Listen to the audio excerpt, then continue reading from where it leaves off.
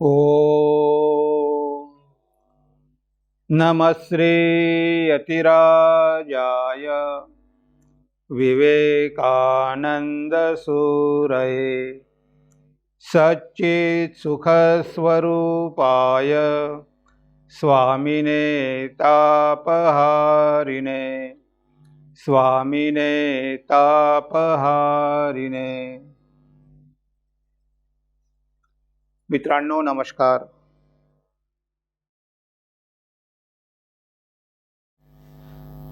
आपण ही जी नवीन मालिका सुरू केलेली आहे मन आणि त्याच्या शक्ती, यामध्ये आपण दोन शक्ती बघितलेल्या आहेत यापूर्वी।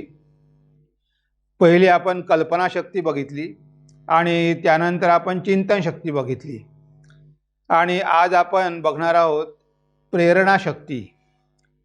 कारण प्रेरणा हा शब्द आपण बरेचदा ऐकलेला असतो, बरेचदा आपण उच्चारतो सुद्धा, पण ॲक्च्युअली प्रेरणा म्हणजे काय, तिचं स्वरूप काय असते, कशी, ह्या सगळ्या गोष्टीबद्दल आपल्या मनामध्ये अनेक संदेह असतात।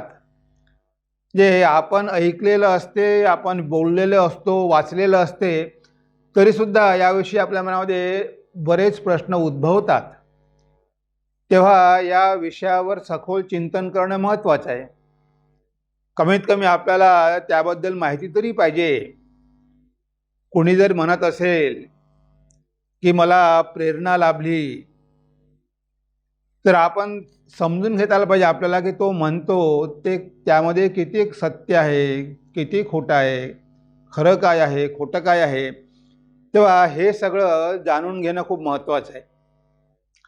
म्हणून आपण या विषयावर आज थोडं विस्तारानं चिंतन करणार आहोत। या विषयावर निर्माण होणारे अनेक प्रश्न आहेत, पण त्यापैकी काही प्रश्न आपण घेतलेले आहे इथे आपल्या चिंतनासाठी।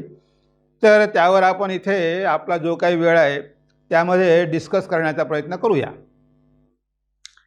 तेव्हा पहिला प्रश्न आहे आपला, what is the source of inspiration.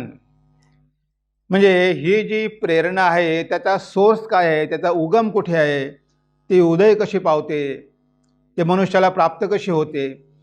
आता हा प्रश्न स्वाभाविकपणे आपल्या सगळ्यांच्या मनामध्ये येत असतो की याचा इन्स्पिरेशन किंवा प्रेरणेचा सोर्स काय आहे, त्याचा उगम काय आहे।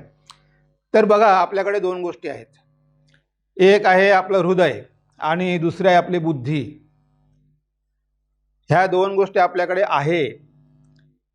आणि बुद्धी काय करते? बुद्धीचं काम आहे युक्तिवाद करणं, बुद्धीचं काम आहे तर्क करणं। तर्क आणि युक्तिवाद यामध्ये फरक आहे बघा। तर्क म्हणजे काहीही कामाचे नसतात, उगीचच वादविवाद करणं म्हणजे तर्क म्हणतो आपण। पण युक्तिवाद म्हणजे आपल्याला जे सांगायचं आहे ते योग्य प्रकारे समोरच्याला समजून देणं, त्याच्या बुद्धीला पटेल अशा भाषेमध्ये ते सांगणं।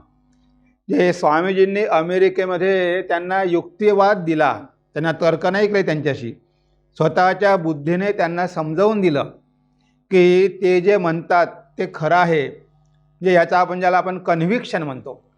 तेव्हा त्यांना कन्व्हिक्शन होतं आणि ते कन्व्हिक्शन ते इतरांना पण देऊ शकले। तर हा आहे बुद्धिवाद। आणि तर्क म्हणजे नुसते वादविवाद, त्याला काही अर्थ नसतो। तेव्हा इथे हे लक्षात ठेवलं पाहिजे आपण। एक आहे आपल्याकडे बुद्धी आणि दुसरा आहे हृदय। आता या हृदयामधून ॲक्च्युअली त्या प्रेरणेचा उगम होतो। म्हणजे प्रेरणेचं स्थान कुठे आहे? हृदय आहे, बुद्धी नाही। बुद्धीमध्ये कधीही कुणालाही प्रेरणा झालेली नाही। तो कितीही पंडित असेल, कितीही बुद्धिमान असेल, पण बुद्धीद्वारे कोणाला प्रेरणा मिळत नाही। प्रेरणा जी येते ती हृदयापासून येत असते। हृदय हे प्रेरणेचं उगमस्थान आहे, हे इन्स्पिरेशनचं उगमस्थान आहे। हे मी म्हणत नाही, हे स्वामी विवेकानंद म्हणतात। बघा ते काय म्हणतात, when there is conflict between the heart and the brain, let the heart be followed. It is the heart which takes one to the highest plane which intellect can never reach. It goes beyond intellect and reaches to what is called inspiration. Always cultivate the heart. Through the heart, the Lord speaks, and through the intellect, you yourself speak. म्हणजे बघा, इथे स्वामीजींनी अगदी स्पष्ट केलेलं आहे की जेव्हा तुमच्या बुद्धीमध्ये आणि हृदयामध्ये मतभेद असेल तेव्हा तुम्ही हृदयाचंच ऐका, तुमच्या बुद्धीचं ऐकू नका. कारण बुद्धी तुम्हाला एका विशिष्ट मर्यादेपलीकडे घेऊन जाऊ शकत नाही, पण तुम्हाला हे हृदय ह्या सगळ्या मर्यादेच्या पलीकडे घेऊन जाऊ शकते. बुद्धीद्वारे तुम्ही बोलता आणि हृदयाद्वारे परमेश्वर बोलतो. हृदय, heart is the place of divine. तेव्हा हृदय कल्टिवेट करण्याचा प्रयत्न करा, नुसत्या बुद्धीनं होत नाही. कारण प्रेरणेचं उगमस्थान आहे हृदय. हृदयाद्वारे भगवंत बोलतो आणि बुद्धीद्वारे तुम्ही बोलता. तेव्हा ह्या प्रेरणेचा उगम कुठे आहे? हृदयामधून आहे. म्हणजे ती प्रेरणा आपल्याला हृदयामधून प्राप्त होत असते. आता बरेचसे आपल्याला उदाहरणं घेता येईल. बघा, भगवान श्रीरामकृष्णांचे एक गृहस्थ भक्त होते, त्यांचं नाव होतं मास्टर महाशय. तेव्हा हे मास्टर महाशय शिक्षक होते म्हणून त्यांना मास्टर महाशय म्हणायचे. तर हे मास्टर महाशय महेंद्रनाथ गुप्त त्यांचं नाव होतं. हे ठाकुरांकडे आले आणि बघा, पहिलीच भेट, आणि पहिल्या भेटीमध्ये फक्त काही मिनटं त्यांनी त्यांचे शब्द ऐकले. तिथे ते एक अर्धा घंटा राहिले असतील. त्या अर्ध्या तासामध्ये त्यांच्या खोलीमध्ये गेले, लोक बसलेले आहेत. त्यांनी वर्णन केलेलं आहे सुंदर वचनामृतामध्ये. लोक बसलेले आहे आणि ते म्हणतात की जणू काही शुकदेव भागवत सांगत आहे आणि लोक मन लावून ऐकत आहे. म्हणजे भगवान श्रीरामकृष्णांची शुकदेवासोबत ते तुलना करतात. तेव्हा सगळे शांत बसलेले आहे आणि तिथे वचनामृत सुरू आहे. आणि त्या अर्ध्या तासामध्ये बघा, त्यांना प्रेरणा मिळाली. जे काही शब्द त्यांनी ऐकले ते शब्द ऐकून त्यांना प्रेरणा मिळाली. ते आत्महत्या करायला निघाले होते, त्यांना आत्महत्या करायची होती. म्हणजे संसारामधल्या त्रासांनी एवढे ते होरपळलेले होते की त्यांना जीवन नकोसं झालेलं होतं. जसं भागवतामध्ये म्हणतात, तव कथामृतम तप्त जीवनम. भगवंता, तुझं कथामृत, तुझं वचनामृत, तुझं जीवन, तुझी वचने कसे आहे, ह्या संसारामध्ये पोळलेल्या जीवांना अमृतासारखे शीतल करणारे आहेत. आता हे मास्टर महाशय संसारामध्ये पोळलेले होते. फक्त अर्धा तास ते दक्षिणेश्वरला गेले. त्या अर्ध्या तासामध्ये त्यांना प्रेरणा मिळाली आणि बघा, जीवन बदलून गेलं. अर्ध्या तासाच्या प्रेरणेमुळे त्यांचं जीवन बदललं आणि ते तिथे पुन्हा पुन्हा यायला लागले. तिथे केव्हा जातो आणि केव्हा नाही असं होऊन गेलं. आता एवढे बुद्धिमान होते, श्रीरामकृष्णांचे खूप तर्क करायचे. सगळं त्यांनी म्हणजे विज्ञान वगैरे सगळं चांगल्या प्रकारे वाचलेलं होतं. ते काही साधारण नव्हते, युनिव्हर्सिटीचे विद्यार्थी होते आणि एवढं सगळं ज्ञान त्यांना होतं. बुद्धिमान असूनही बघा, भगवान श्रीरामकृष्णांनी काही शिक्षण घेतलेलं नाही. फक्त अर्धा तास ऐकून इतके ते प्रेरित झाले की त्या तिथल्या विचारतात मोलकरीणला, अगं यांनी खूप पुस्तकं वाचली असेल. आणि जेव्हा ती म्हणते की नाही, यांनी काही पुस्तक वाचले नाही, सगळं त्यांच्या जिभेवरती आहे, त्यांना तर अजूनच आश्चर्य वाटलं की अरे, काहीही पुस्तकं न वाचता मनुष्य एवढा पंडित होऊ शकतो, एवढं ज्ञान तो सांगू शकतो. म्हणजे बघा, पहिल्या भेटीमध्येच त्यांना प्रेरणा मिळाली आणि त्यांचं जीवन बदलून गेलं. म्हणजे आपल्या जीवनामध्ये असे प्रसंग येतात, पण आपण अशा संधीचा जीवनामध्ये उपयोग करून घेत नाही. आपल्याला पण कोणी सांगत असतं, कधीकधी आपल्याला सुद्धा वाचून प्रेरणा मिळत असते, पण त्या संधीचा आपण उपयोग करून घेतो का? आपण घेत नाही. बघा, आमचे एक भक्त होते, त्यांना लग्नाच्या वेळी कुणीतरी स्वामी विवेकानंदांची ग्रंथावली, इंग्लिशमध्ये complete works of Swami Vivekananda, त्यांना लग्नाच्या वेळी भेट दिली होती. तो पूर्ण संचच्या संच 8 खंडाचा संच त्यांना कोणीतरी भेट दिलेला होता. ते होते एका बँकेमध्ये मॅनेजर, चांगल्या पोझिशनवर होते. तो सेट त्यांनी आपल्या घरी ठेवला. सेवानिवृत्त होईपर्यंत वाचला नाही, रिटायर होईपर्यंत वाचला नाही बघा. आणि रिटायर झाल्यावर त्यांनी वाचायला सुरुवात केली. आणि त्यांना एका रामकृष्णांच्या भक्ताने सुद्धा सांगितलं की मठामध्ये म्हणे महाराजांना खूप गरज आहे, तिथे अकाउंट बघायला कोणी नाही, असं सांगितलं. आणि ते वाचायला सुरुवात केली. बघा, त्यांना प्रेरणा मिळाली. 60 वर्षामध्ये त्यांना प्रेरणा मिळाली. आणि 60 ते 80 20 वर्षापर्यंत मठामध्ये त्यांनी सतत आपली सेवा दिली.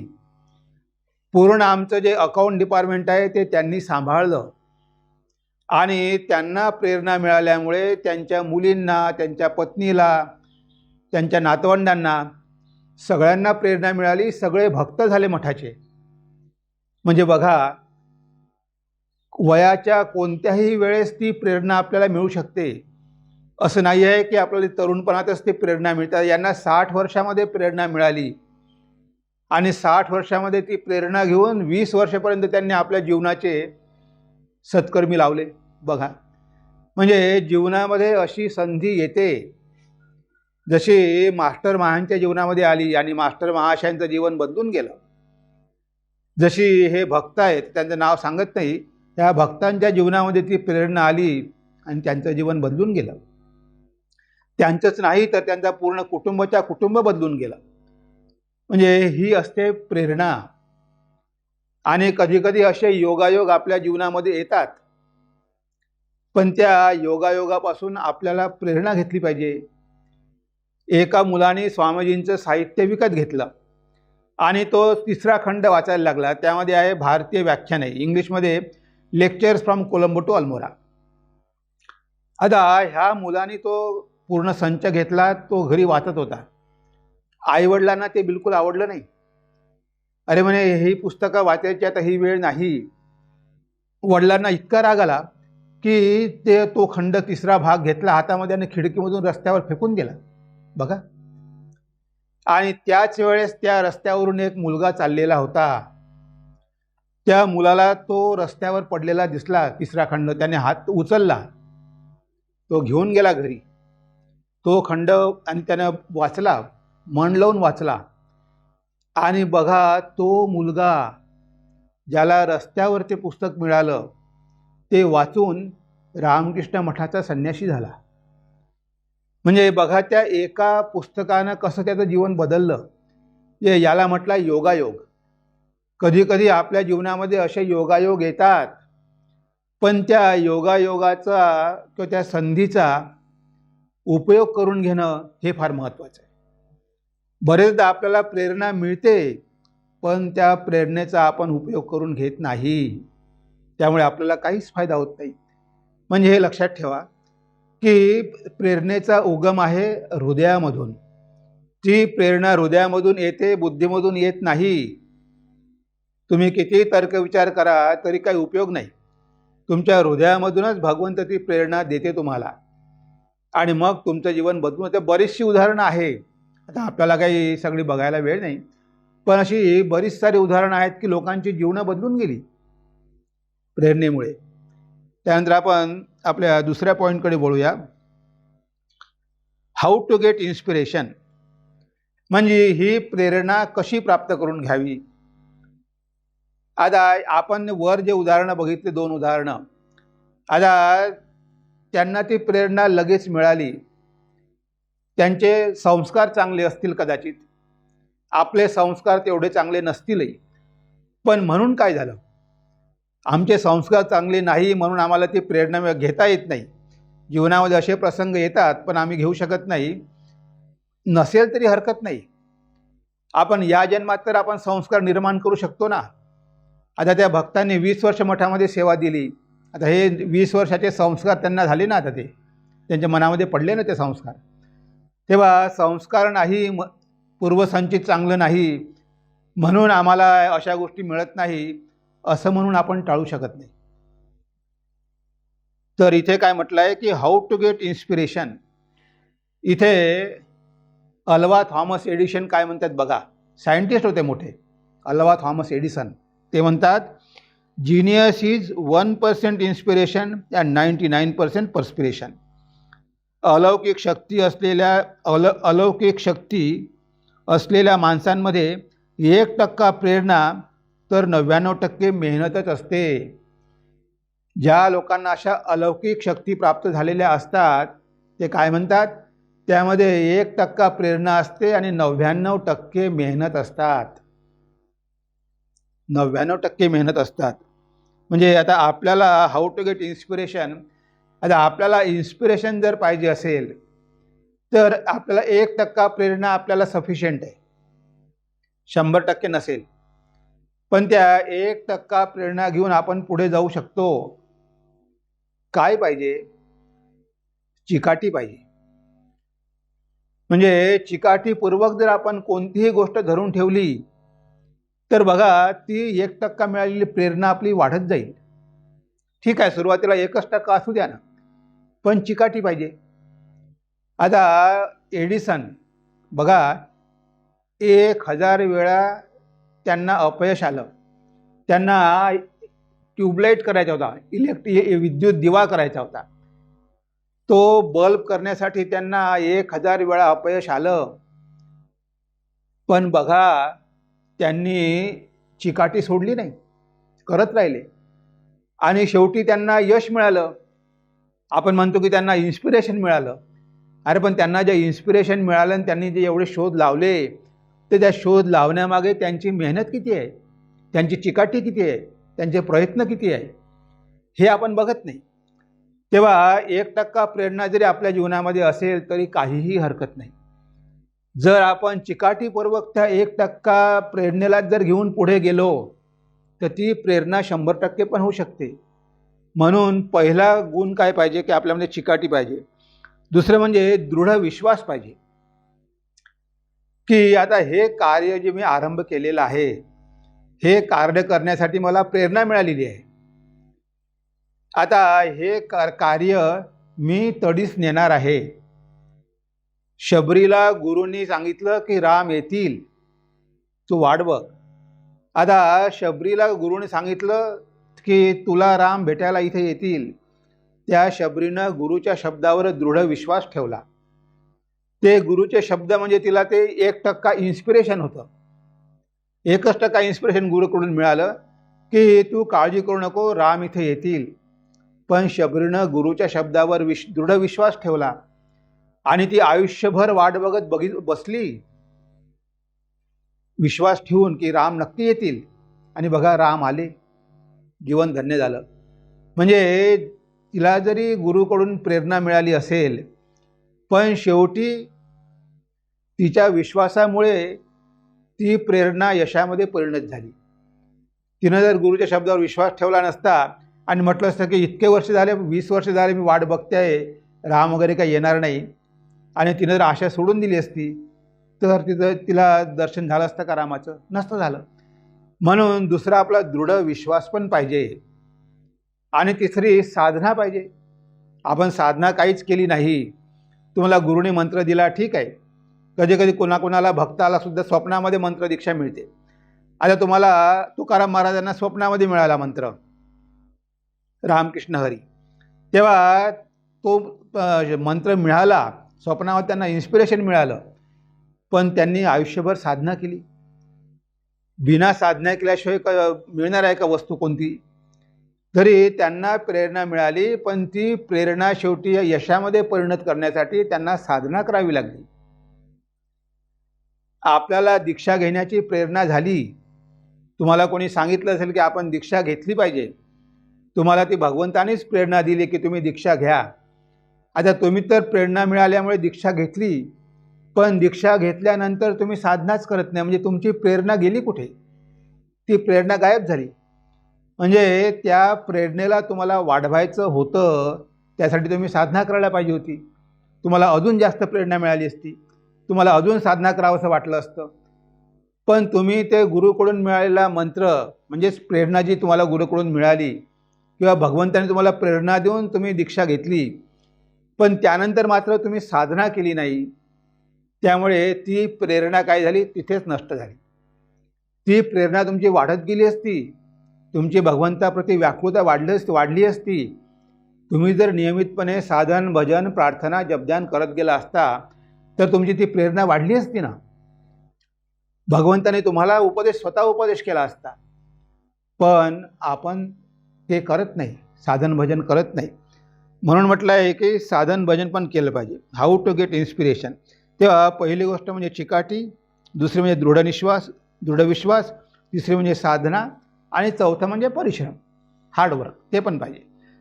आता कोणी सांगितलं किंवा तुम्हाला स्वप्नावर दिसलं की अमुक अमुक ठिकाणी सोन्याने गाडलेला हांडा जमिनीत पुरलेला आहे. आता तुम्हाला स्वप्नामध्ये ही प्रेरणा मिळाली की अमुक ठिकाणी तुमच्या शेतामध्ये या ठिकाणी सोन्याचा हांडा गाडलेला आहे. आता तुम्हाला ते स्वप्न पडलं आणि तुम्ही म्हटलं की अरे ते काही स्वप्न आहे, ते काही खरं असते का, असं कुठे होते का. पण तुम्ही जर त्यावर विश्वास ठेवून जाऊन तिथे खोदलं असतं, कदाचित तुम्हाला तो हांडा मिळाला असता. पण आता हे याच्या खोदण्याच्या जीवावर येते ना.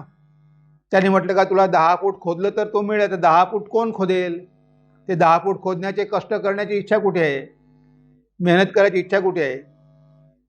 तुमच्या हृदयामध्ये भगवंत आहे, गुरुनी सांगितलं आहे, पण त्या हृदयामध्ये भगवंत आहे त्याला शोधलं पाहिजे, यासाठी तयारी कुठे आहे. म्हणजे असं होते, आपण तिथे प्रयत्नच करत नाही, म्हणजे मेहनतच करत नाही. समर्थ रामदासांना प्रेरणा झाली, शुभमंगलम सावधान म्हटलं, त्यापासून त्यांना प्रेरणा मिळाली. पण नाशिकला जाऊन 12 वर्ष कठोर तपस्या केली, 12 वर्ष कठोर मेहनत घेतली, तेव्हा कुठे त्यांच्या प्रेरणेला यश आलं. तेव्हा तुम्हाला प्रेरणा मिळते, पण ती प्रेरणा सफल का होत नाही, कारण त्यामध्ये चिकाटी नसते, त्यामध्ये दृढनिश्चय नसतो, दृढविश्वास नसतो, त्यामध्ये साधना नसते आणि मेहनती नसते. त्यामुळे तुम्हाला मिळालेली प्रेरणा ती टिकून राहत नाही. म्हणून एडिसन म्हणतो की प्रेरणा 1% असते, 99% आपले प्रयत्नच असतात, आणि 1% is for genius man, 1% is inspiration, 99% is perspiration. लक्षात ठेवा, 1%च प्रेरणा असते, 99% मेहनत असते.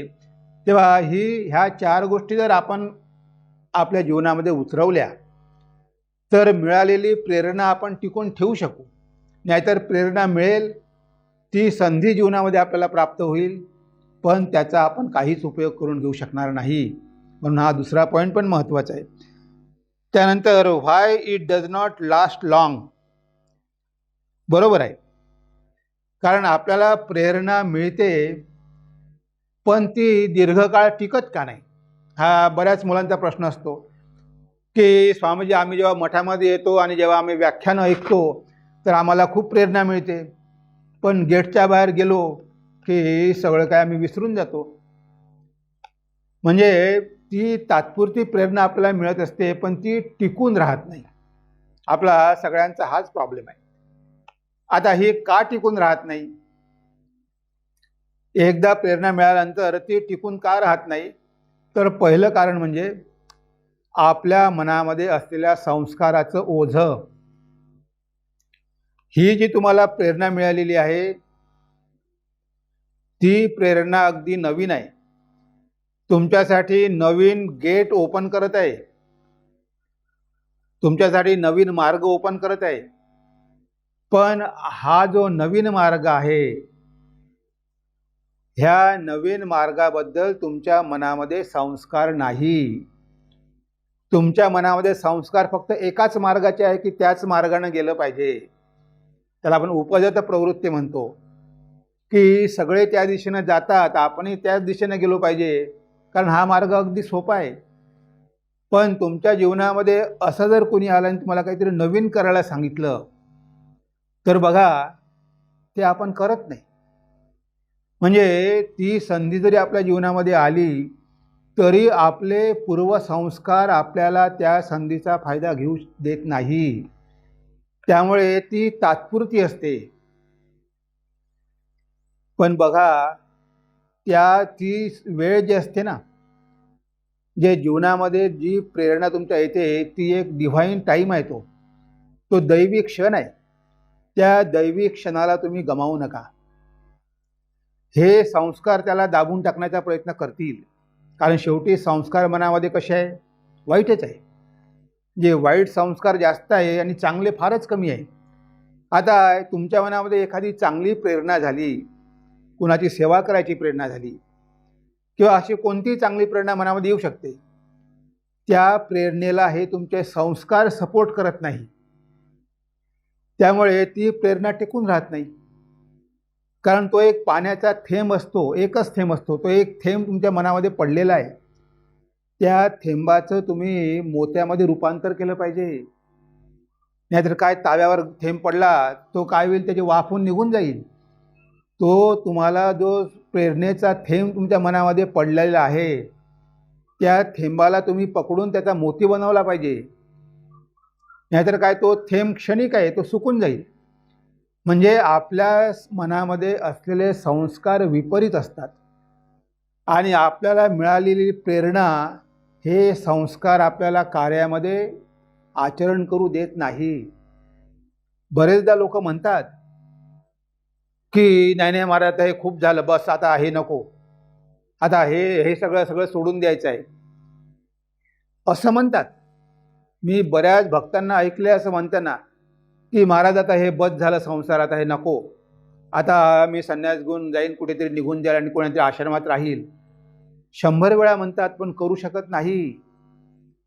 मठामध्ये येऊन राहतात 8-10 दिवस, 8-10 दिवसांनी लगेच घरून फोन आला की नाही महाराज, ते काय नातवाचा फोन आला होता, मला गेलंच पाहिजे, माझ्याशिवाय तो राहू शकत नाही.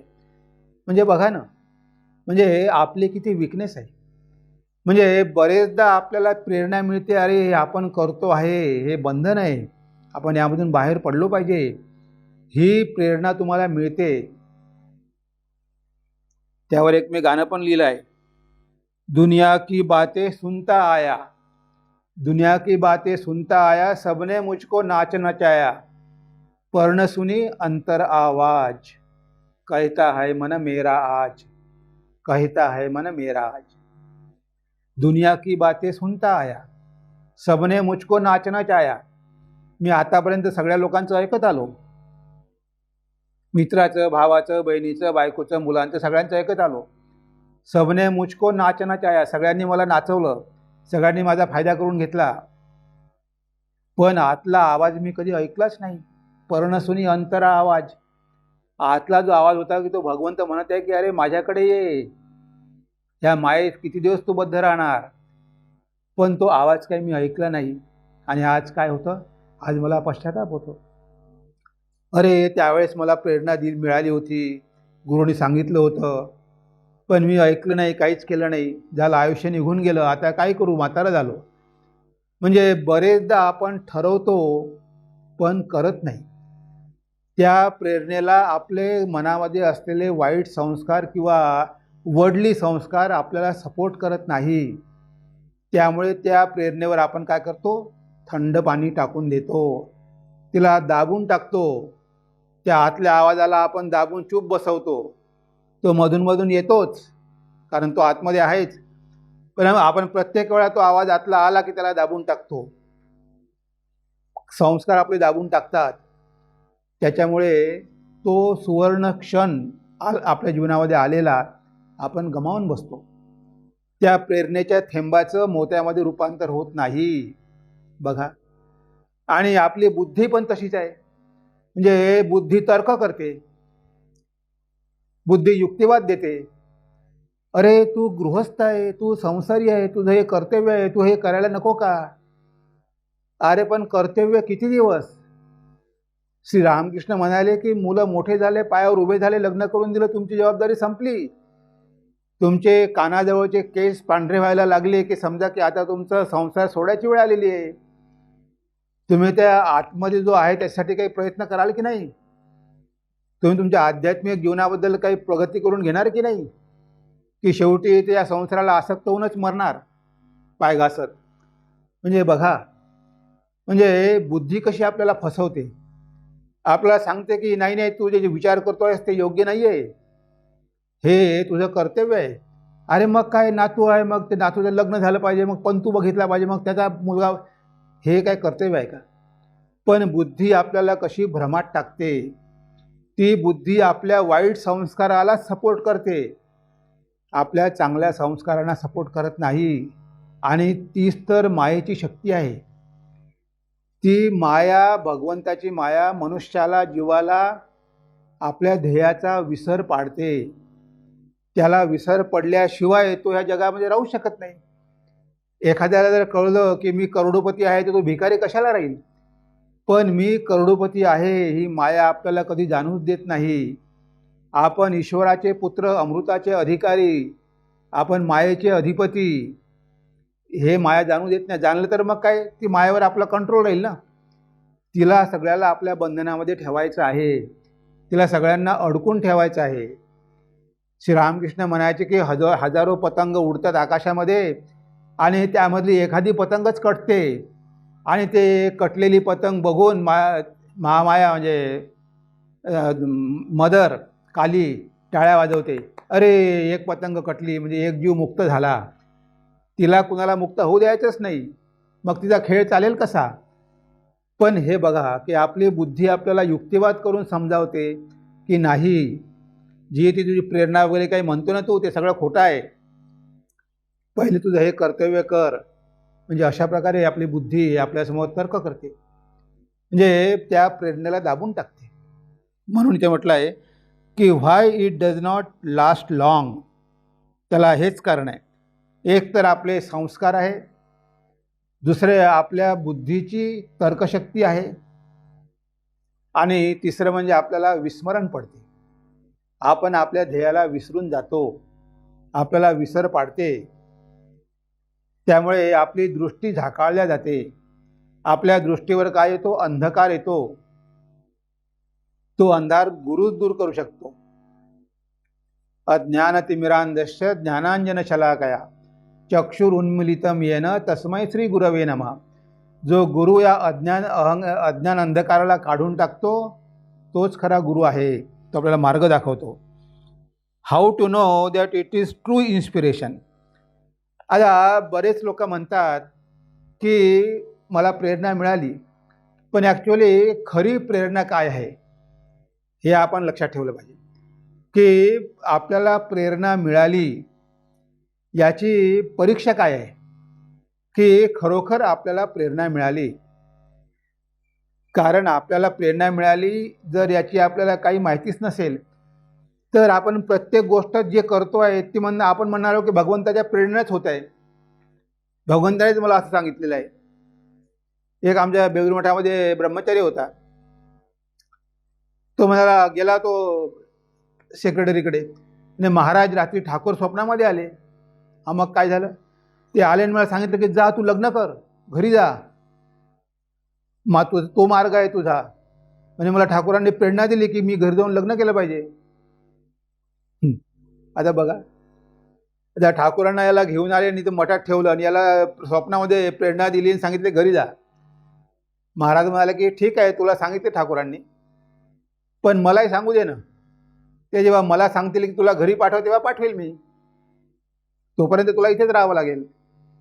म्हणजे बघा, मनुष्य कसा त्या प्रेरणेचा दुरुपयोग करतो. आता हा म्हणतो की प्रेरणा आहे, तेव्हा खरी आपल्याला प्रेरणा मिळालेली आहे की नाही, ह्या दोन गोष्टीवर त्याची परीक्षा अवलंबून आहे. स्वामीजींनी आपल्याला सांगितलं आहे, आत्मनो मोक्षार्थम जगद्हिताय च. तुमची जी प्रेरणा आहे ती तुमच्या आत्म्याच्या मुक्तीकडे घेऊन जात आहे का? तुमच्या मनामध्ये विवेक, वैराग्य, ज्ञान, भक्ती, सेवा हे भाव निर्माण करत आहे का? तुमच्या मनामध्ये ती प्रेरणा जर हे भाव निर्माण करत असेल, तुम्हाला भगवंताकडे जाण्याचा मार्ग दाखवत असेल, तरच समजा की ती प्रेरणा खरी आहे.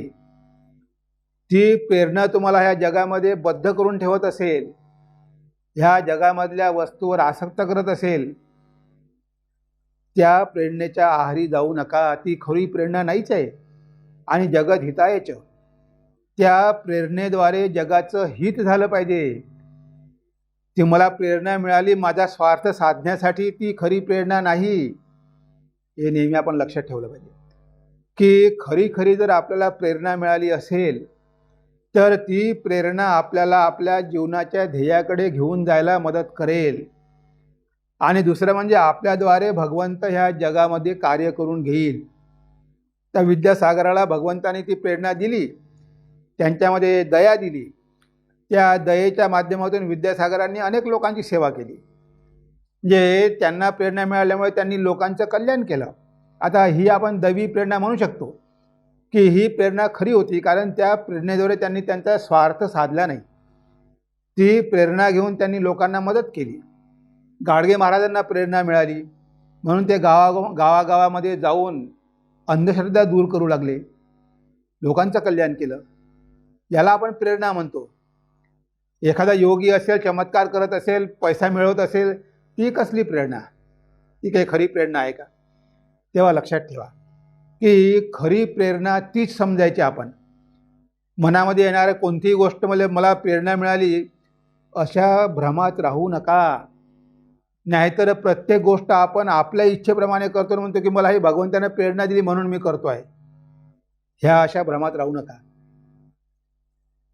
ज्या प्रेरणेमुळे तुम्हाला तुमच्या जीवनाच्या ध्येयाकडे जायसाठी मार्ग मिळत असेल, ज्या प्रेरणेद्वारे तुम्हाला साधू संतांकडे जायला मार्ग मिळत असेल, ज्या प्रेरणेद्वारे तुमच्याकडून देव जगाचं हित करून घेत असेल, ती समजा की ती खरी खरी प्रेरणा आहे. ती खरी प्रेरणेची परीक्षा आहे. जे काही कोणती गोष्ट म्हणजे ही मला प्रेरणा मिळाली असं कधी म्हणू नका. ते तुमचे मन तुमची फसवणूक करत आहे. अशाला बळी पडू नका. तेव्हा काय खरी प्रेरणा आहे हे समजून घ्या, त्याशिवाय कोणतीही गोष्ट करू नका. त्यानंतर everybody say I am inspired person, how to recognise. Of course आपण आत्ता जिथे बघितलं की ज्या प्रेरणेमुळे मनुष्यामध्ये आध्यात्मिक विकास होतो. आता गांधीजी नाटक बघायला गेले, हरिश्चंद्राचं, राजा हरिश्चंद्र. नाटक बघून त्यांना प्रेरणा मिळाली आणि त्यांनी सत्याचं जीवनामध्ये आचरण केलं. छान आहे. त्यांना प्रेरणा मिळाल्यामुळे ते नाटक बघून त्यांनी सत्याचं आचरण करण्याचा प्रयत्न केला. ती प्रेरणा त्यांना ठीक आहे, मिळाली, योग्य आहे. किंवा एखाद्याच्या मनामध्ये विवेक निर्माण झाला, जसं आपण समर्थांचं बघितलं की ते सावधान म्हणून त्यांना मनामध्ये विवेक झाला की अरे सावधान व्हायला पाहिजे, हे जग नश्वर आहे, ईश्वरच सत्य आहे. त्यांना विवेक बुद्धी झाली, ते निघून गेले. म्हणजे ही अशा प्रकारच्या प्रेरणा ज्या असतात त्या खऱ्या असतात. पण इथे आपण बघतो की प्रत्येकजण म्हणतो की मला प्रेरणा मिळाली आहे. जर कोणी असं म्हणत असेल की मला प्रेरणा मिळाली आहे, तर पहिले त्याचं चरित्र बघा की त्या व्यक्तीचं चरित्र कसं आहे. आता काही काही लोक खूप चांगली व्याख्यानं देतात, कितीतरी फेमस.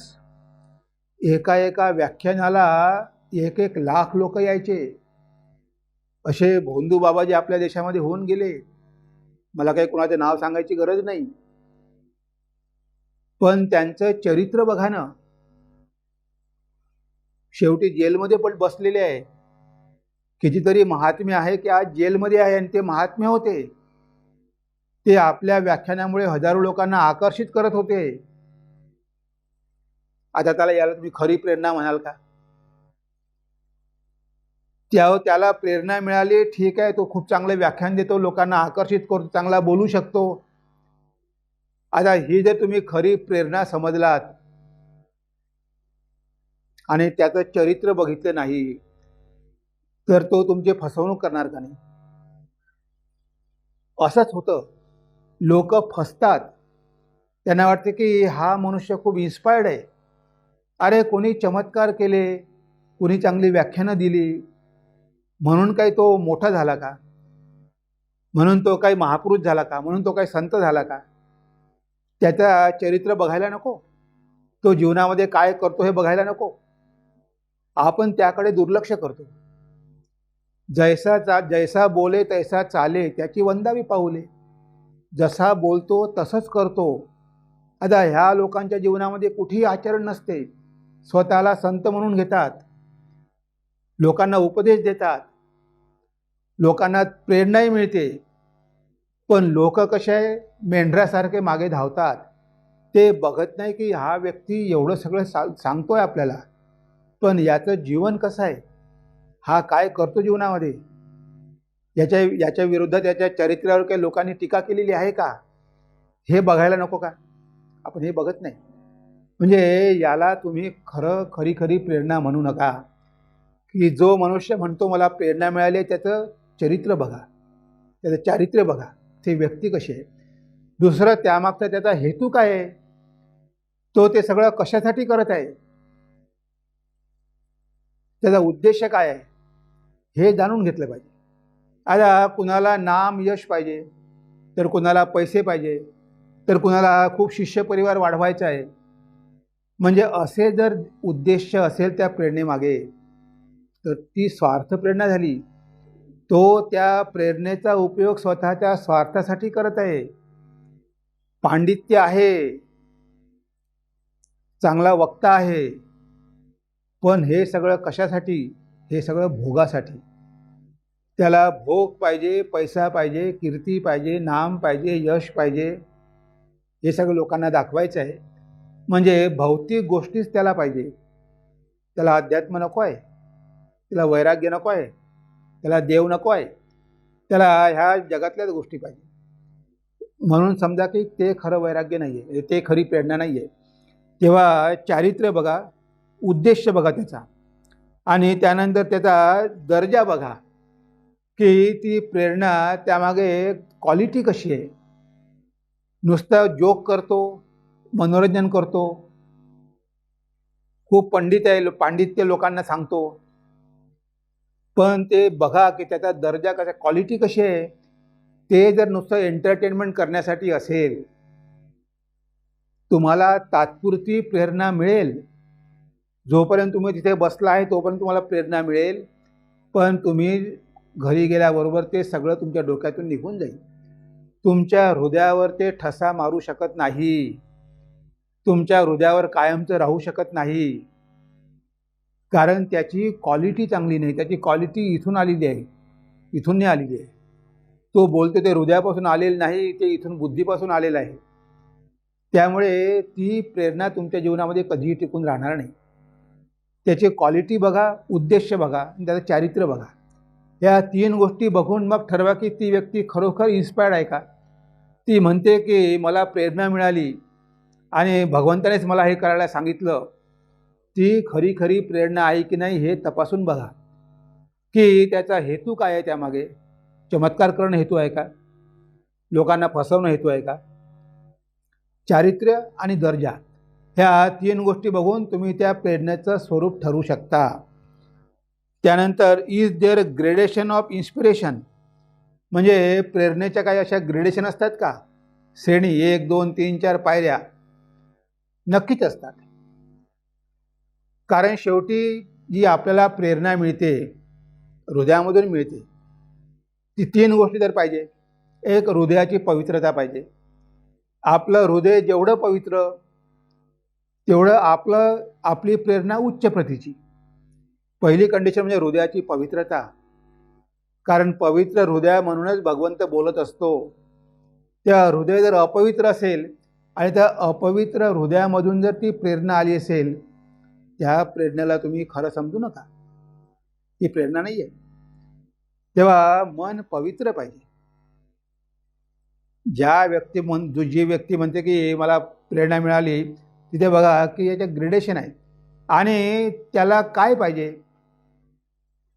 त्याला प्रेरणा पाहिजे कशासाठी, त्याला प्रेरणा पाहिजे. आता एखाद्याला कवी व्हायचं असेल, ती प्रेरणा त्याला मिळाली कारण त्याची तीव्र इच्छा आहे, तीव्र इच्छा आहे की मला कवीच व्हायचं आहे. आता बघा कालिदासांना बायकोनी, त्याची जी बायको होती विद्योत्तमा, तिने त्याचा अपमान केला कारण ती पंडित होती. आता याला बदला घ्यायचा होता. हा तर निघून गेला आणि याने तपस्या पण केली उज्जैनला जाऊन. तर उज्जैनला जाऊन तपस्या केली, पण याला पाहिजे काय होतं, याला पांडित्य पाहिजे होतं, कारण याला पत्नीला हरवायचं होतं. म्हणजे याची प्रेरणा कशासाठी होती की कवी होण्यासाठी. तो झाला, तो कवी कालिदास झाला. कवी झाला तो, त्याला ते मिळालं, म्हणजे तो पोएट झाला. पण ती प्रेरणा त्याची एका विशिष्ट गोष्टीसाठी होती. मला कवी व्हायचं आहे यासाठी तो गेलेला होता. त्यामुळे तो झाला कवी. आपण त्याला कवी कालिदास म्हणतो, संत कालिदास म्हणत नाही, त्याला कवी कालिदास म्हणतो. एखादा वैज्ञानिक, त्याला पण प्रेरणा मिळते, पण जीवनामध्ये त्याची तीव्र इच्छा असते की आपण हा शोध लावला पाहिजे. तो आपलं तन मन धन त्यामध्ये टाकतो, मन लावून करतो, त्याला प्रेरणा होते, तो वैज्ञानिक होतो. म्हणजे त्याला वैज्ञानिक होण्याची प्रेरणा मिळाली.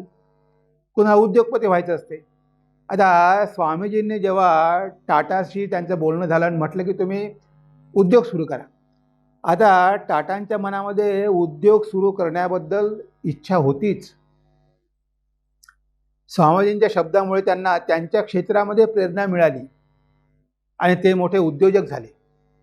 आपल्याला माहिती आहे की ते टाटा इंडस्ट्री, त्यांना स्वामीजीकडून प्रेरणा मिळाली, पण कशासाठी? उद्योगपती होण्यासाठी प्रेरणा मिळाली.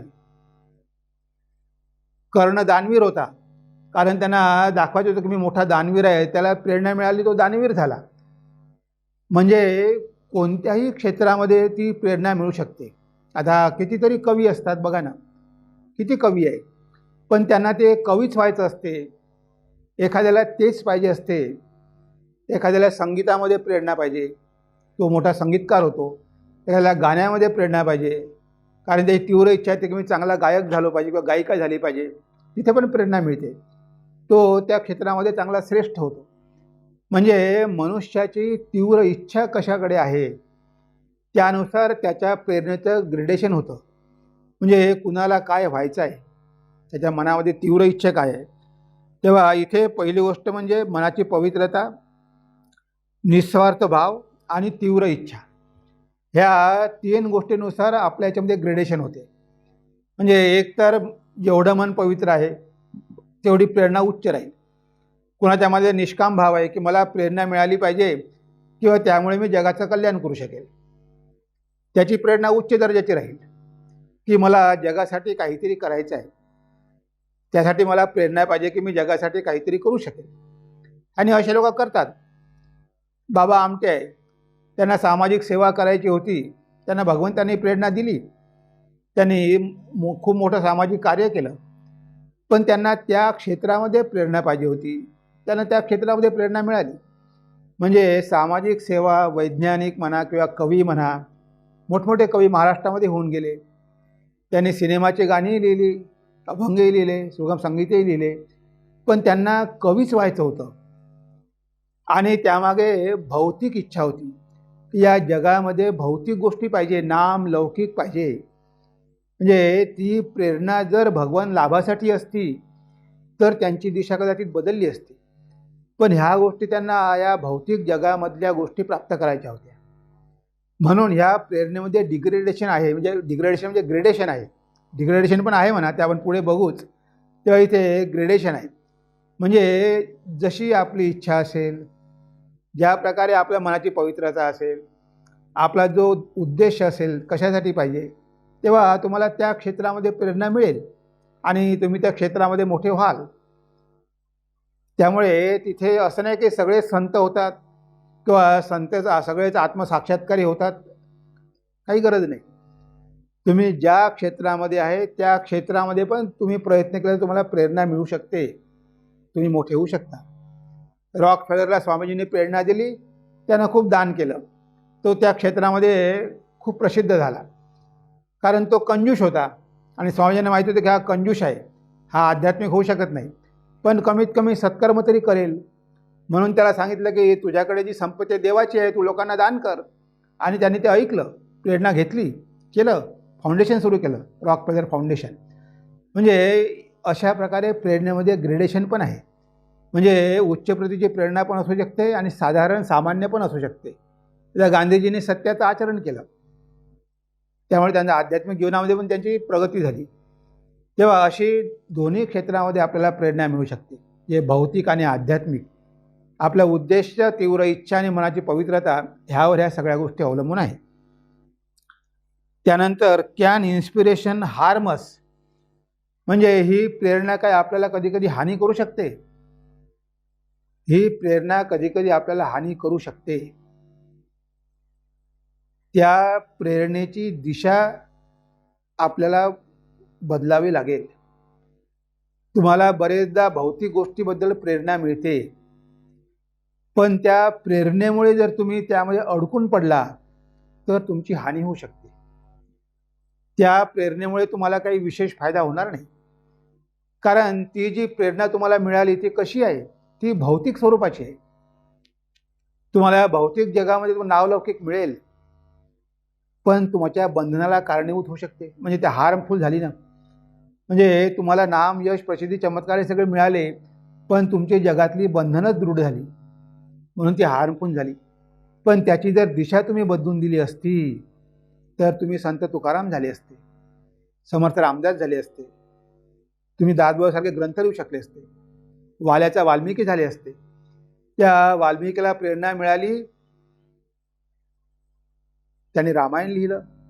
आता बघा, तो रत्नाकर दस्यू, दरोडेखोर, पण त्याला रामायण लिहिण्याची प्रेरणा मिळाली.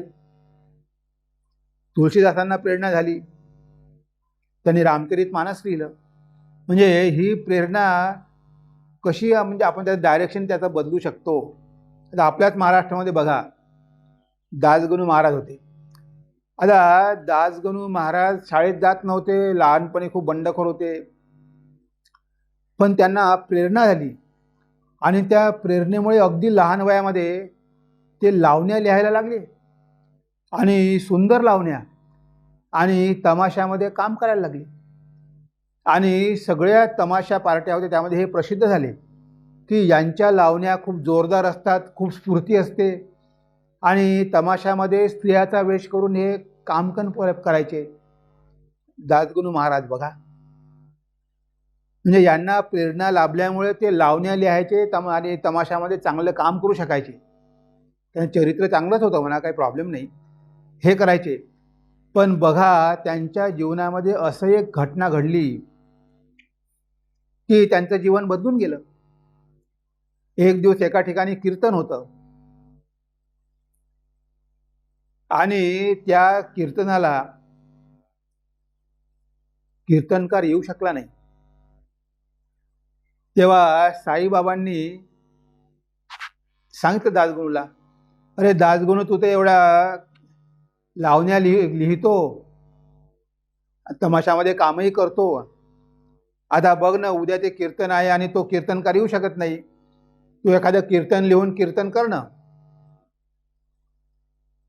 कारण तो साईबाबाकडे जायचा, म्हणजे दासगणू लहान असताना त्याचा परिचय करून दिला एका भक्ताने, साईबाबांच्या भक्ताने त्यांचा परिचय करून दिला साईबाबांशी. तो मधून मधून जायचा, म्हणजे असं नाही की तो साईबाबांना ओळखत नव्हता, साईबाबांशी परिचय होता.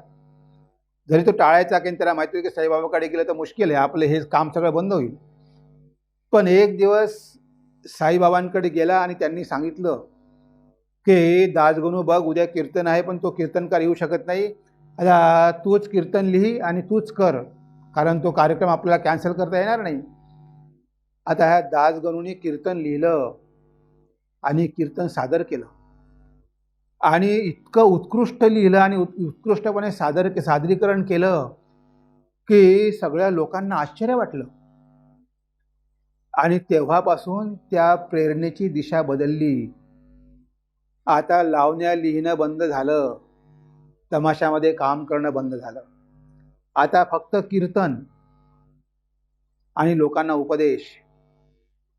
आणि हे केल्यामुळे ते काय झाले, संत दासगणू महाराज झाले. नाहीतर असे लावण्या लिहिणारे एक साधारण कवी राहिले असते, ते तमाशामध्ये काम करणारे आणि लावण्या लिहिणारेच म्हणून ते प्रसिद्ध झाले असते. पण त्यांच्या जीवनामध्ये साईबाबा आले, त्यांच्या जीवनाची दिशा बदलली आणि तो लावण्या लिहिणारा मुलगा, तमाशामध्ये काम करणारा मुलगा संत दासगणू महाराज झाले. म्हणजे त्या प्रेरणेची दिशा साईबाबांनी बदलून दिल्यामुळे ते आज आपण संत दासगणू महाराज म्हणतो. त्यांनी अनेक संतांचे काव्यमय चरित्र लिहिलेली आहे. त्यांचं पुस्तक आहे. जवळजवळ भारतातल्या सगळ्या संतांचं चरित्र त्यांनी लिहिलेलं आहे. आता बघा, तमाशाची स्क्रिप्ट लिहिण्यापेक्षा आणि ते लावण्या लिहिण्यापेक्षा त्यांनी हे लिहिलं, संत चरित्र लिहिली. म्हणजे बघा, त्या प्रेरणेची दिशा जर बदलली तर मनुष्याची उत्कर्ष होऊ शकतो, पण त्या प्रेरणेची दिशा जर इकडे गेली तर अधपतन पण होऊ शकतं. म्हणजे ही प्रेरणा आपल्याला अधपतित पण करू शकते आणि उत्कर्षाकडे पण घेऊन जाऊ शकते. हे प्रेरणेचं सामर्थ्य आहे बघा. म्हणून दोन्ही गोष्टी प्रेरणेमुळे होऊ शकतात. त्यानंतर difference between ordinary and divine inspiration, म्हणजे साधारण प्रेरणा आणि दैवी प्रेरणा यामध्ये काय फरक आहे. साधारण प्रेरणा कशी असते, तात्पुरती असते, ती येते आणि निघून जाते, ती राहत नाही. पण दैवी प्रेरणा कशी असते, ती कायमची राहते, कारण ह्या लोकांना भगवत साक्षात्कार झालेला असतो. संत तुकाराम महाराजांनी शेवटपर्यंत अभंग लिहिले. काही काही संतांना प्रेरणा मिळतात, ते 1-2 वर्ष लिहितात आणि मग त्यांची प्रेरणा निघून जाते, मग ते काहीही करू शकत नाही. ती प्रेरणा गेली की काही करू शकत नाही. म्हणजे त्यांची प्रेरणा तात्पुरती असते आणि लोकांवर तेवढा प्रभाव टाकू शकत नाही. जी साधारण प्रेरणा असते त्याचा लोकांवर प्रभाव पडत नाही तेवढा. पण जे डिव्हाइन प्रेरणा असते, दैवी प्रेरणा असते, ती आयुष्यभर टिकून राहते आणि लोकांचे जीवन परिवर्तन करू शकते. स्वामीजींनी अमेरिकेमध्ये sisters and brothers of America एवढंच म्हटलं. अमेरिकावासी भगिनी आणि बंधूंनो, 7,000 लोक उभे राहून टाळ्या वाजवायला लागले, टाळ्या. ही प्रेरणा दैवी प्रेरणा आहे, ही साधारण प्रेरणा नाही आहे. ती प्रेरणा शेवटपर्यंत त्यांच्यासोबत राहिली आणि शेवटल्या 9 वर्षामध्ये ते 1893ला अमेरिकेत गेले आणि 1902मध्ये त्यांनी शरीर सोडलं. ह्या 9 वर्षामध्ये त्या प्रेरणेच्या भरोशावर त्यांनी केवढं महान कार्य केलं, एवढं महान कार्य करून गेले. ती त्यांची प्रेरणा कायम होती, कारण त्यांना ते ब्रह्मज्ञान झालेलं होतं. म्हणून तुकाराम महाराज म्हणतात ना, वेदाचा तो अर्थ आम्हासाची ठावा, एरांनी व्हावा भार माथी. वेदाचा खरा खरा अर्थ आम्हालाच माहिती आहे, कारण त्यांना प्रेरणा मिळाली आहे. आता कोठे धावे मन तुझे चरण देखलिया, भाग गेला शीना गेला अवघा झाला आनंद. याला म्हटलंय दैवी प्रेरणा. ती प्रेरणा कधीही कोणाचंही अकल्याण करू शकत नाही. त्या प्रेरणेद्वारे भगवंत आपलं कार्य करून घेतो. आज शंकराचार्य, भगवान बुद्ध, विवेकानंद, हे जे संत तुकाराम, समर्थ रामदास, ज्ञानेश्वर महाराज, एकनाथ महाराज, नामदेव महाराज यांना जी प्रेरणा मिळाली ती दैवी प्रेरणा होती आणि त्या प्रेरणेद्वारे भगवंतांनी कार्य करून घेतलं आणि ते संतपदी पोचले आणि जगाचं किती कल्याण केलं. जगाच्या कल्याणा संतांच्या विभूती. तर ही आहे दैवी प्रेरणा, ही काही साधारण प्रेरणा नाही आहे. आता स्वामीजींनी बरंच काही सांगितलेलं आहे या प्रेरणेबद्दल. तेव्हा मी तुम्हाला सांगितलंच की तुळशीदासांना प्रेरणा मिळाली ती दैवी प्रेरणा होती, वाल्मिकीची प्रेरणा दैवी होती, समर्थांची दासबोध लिहायची प्रेरणा दैवी होती. तर ही असते दैवी प्रेरणा. आता स्वामीजींचे आपण 1-2 विचार ऐकूया प्रेरणेबद्दल, म्हणजे आपल्याला थोडी प्रेरणा मिळेल. कारण स्वामीजींचं सगळं साहित्यच आपल्याला प्रेरणा देणार आहे. तुम्ही कुठेही काही वाचा, तुम्हाला प्रेरणा मिळेलच मिळेल. म्हणून दररोज थोडं तरी वाचा, चिकाटीनं वाचा. आता एकदा वाचलं आणि प्रेरणा मिळाली, नंतर सोडून दिलं तर ती प्रेरणा निघून जाईल.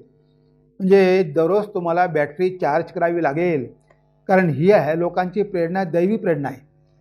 स्वामीजी म्हणाचे, जिथे कुठे माझे शब्द पडेल त्या ठिकाणी माझे शब्द तेजाबासारखे आहेत, तेजाबासारखे. त्या ठिकाणी जळायला सुरुवात होईल. ते जर नरम मातीवर पडले तर लवकर ती माती जळून खाक होईल. दगडावर पडले तर वेळ लागेल, पण ते वाया जाणार नाही, कारण ते तेजाब आहे. त्या दगडाला पण छिद्र करून आतमध्ये जाईल. म्हणजे स्वामीजी म्हणाले की माझे शब्द like A acid, it will definitely burn. म्हणजे आपल्या मनातले संस्कार ते नक्कीच नष्ट करतील. चांगले संस्कार असेल आपल्याला लगेच प्रेरणा मिळेल, वाईट असेल उशीर लागेल, पण ते त्यांचे शब्द वाया जाणार नाही. ते म्हणाले की I am a voice without a form. मी काही शरीर नाही, तर मी वाणी आहे आणि माझी वाणी लोकांना प्रेरणा देतच राहणार आहे.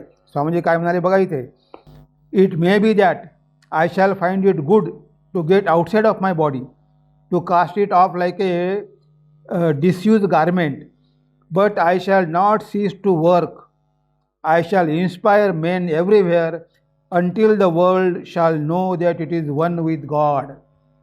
हे शरीर एखाद्या जुन्या कपड्याप्रमाणे मी फेकून देईल, पण मी कार्य करण्याचं थांबवणार नाही. मी माझ्या वाणीद्वारे ह्या जगाला प्रेरणा देतच राहील. जोपर्यंत मनुष्य जाणून घेत नाही की तो ईश्वराशी एक आहे, तोपर्यंत मी लोकांना प्रेरणा देतच राहील. म्हणजे स्वामीजींचं कार्य संपलेलं नाही आहे, ते अजूनही लोकांना प्रेरणा देतच आहे त्यांच्या वाणीद्वारे.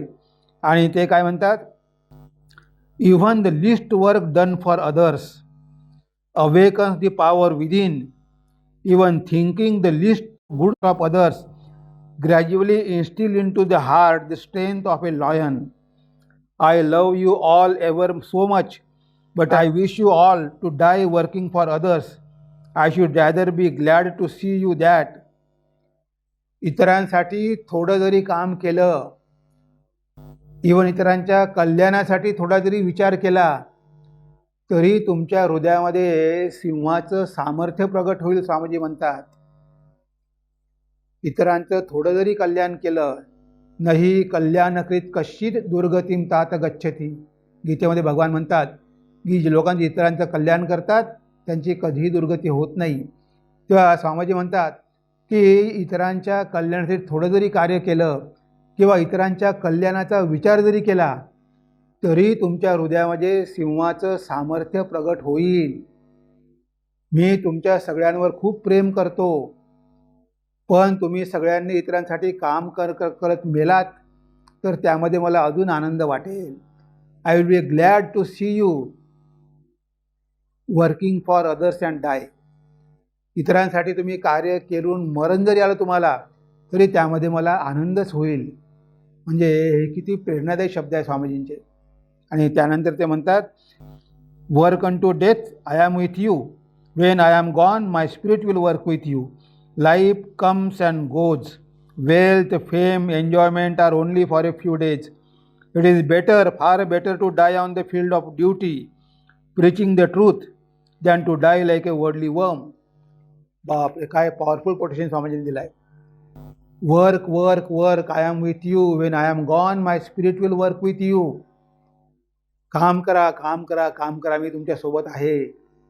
आणि मी जेव्हा शरीर सोडून जाईल तेव्हा माझा आत्मा तुमच्यासोबत काम करेल. My spirit will work with you. Name, fame, enjoyment they are all only for few days. हे नाम, यश, पैसा हे सगळं काय थोड्या दिवसाचं आहे. त्यामुळे यासाठी एखाद्या किड्याप्रमाणे जगून मरण्यापेक्षा इतरांचं कल्याण करता करता जर मरण आलं तर ते कधीही श्रेयस्करच आहे. It is better to die working for others preaching the truth than to die like a worldly worms. आपलं कर्तव्य पार पाडताना सत्याचा प्रचार करत करत मरण आलेलं केव्हाही बरं, एखाद्या वर्डली वर्म्स म्हटलं स्वामींनी, एखाद्या संसारासक्त किड्याप्रमाणे मरण्यापेक्षा इतरांच्या कल्याणासाठी तुम्हाला मरण आलं तर ते केव्हाही श्रेयस्करच आहे. म्हणजे ह्या स्वामीजींच्या शब्दापासून आपण प्रेरणा घ्यायला पाहिजे. भगवान श्रीरामकृष्णाच्या शब्दांपासून आपण प्रेरणा घ्यायला पाहिजे. भगवद्गीतेपासून आपण प्रेरणा घ्यायला पाहिजे. आणि प्रेरणा घेऊन संधीचा फायदा करून घेतला पाहिजे आणि आपलं जीवन सार्थक केलं पाहिजे. त्या प्रेरणेमुळे जर आपल्या जीवनामध्ये बदल होत नसेल, आपलं मन पवित्र होत नसेल, आपली आध्यात्मिक प्रगती होत नसेल, तर समजायचं की तसली प्रेरणा आपल्या काहीही कामाची नाही. तेव्हा आज आपली वेळ संपलेली आहे. आज आपण इथेच थांबूया आणि पुढे आपण जेव्हा भेटू तेव्हा दुसरी एखादी शक्ती घेऊन त्यावर आपण चिंतन करू. नमस्कार, धन्यवाद.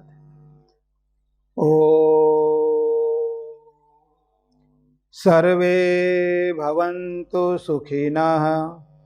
सर्वे सन्तु निरामया, सर्वे भद्राणि पश्यन्तु, मा कश्चित् दुःखभाग् भवेत्, मा कश्चित् दुःखभाग् भवेत्। ॐ शान्ति शान्ति शान्तिः। हरिः ॐ तत्सत्। श्रीरामकृष्णार्पणमस्तु।